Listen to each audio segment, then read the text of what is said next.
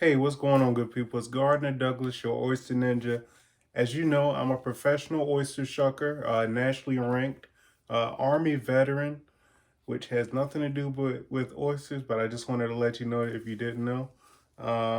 But today I'm here to show you how to shuck a wild oyster.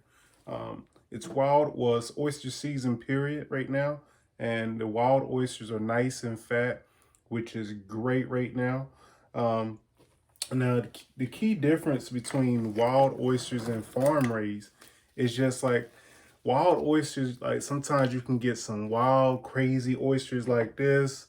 You know, sometimes you get something like that, or you might get a little small one. You know, they just come in all different shapes and sizes, where farm raised oysters are um, more like a cookie cutter. All of them pretty much look the same. The other big difference with wild oysters and farm raised is with wild oysters, well, a lot of farm raised oysters are changing their practices now, but wild oysters, you'll have a nice strong hinge in the back of the oyster. So that's how I like to shuck them.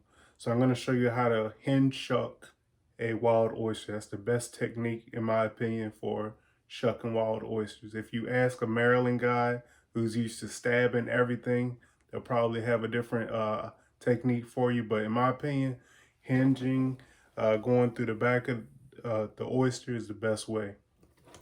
So the main thing is, and Disney is not a sponsor, but they can be. Uh, so the main thing, and I'm using the shucker pad here. I'll probably use a couple knives. But the main thing is just make sure that your blade is nice and strong because these shells are strong. So if you have a weak blade, it'll bend it all up and you can't do anything good with a weak blade.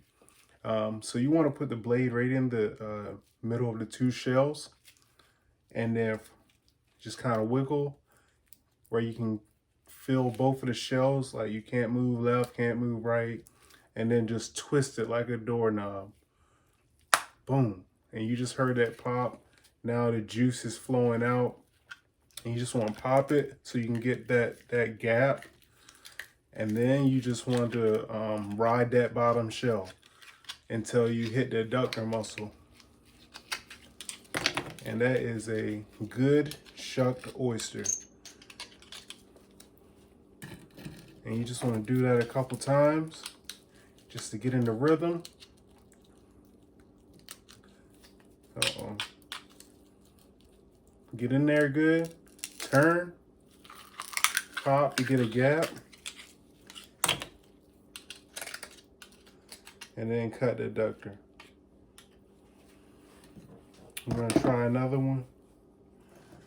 I've never used this knife really.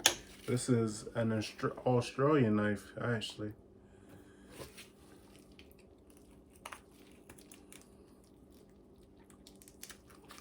Shuck with one, you shuck with all, right? Whew, man, that thing is fast because it's so sharp. Nice point to it, but yeah. So that's shucking wild oysters. If you guys have another technique or if you want to see more videos like this, please subscribe. Share it with an oyster friend. And of course, like it and leave a comment. I appreciate all the comments. I read all of them. I try to respond to all. I don't get that many, so it's really easy. But hopefully one day that'll change. And until the next time, you know, you guys be safe and happy shucking.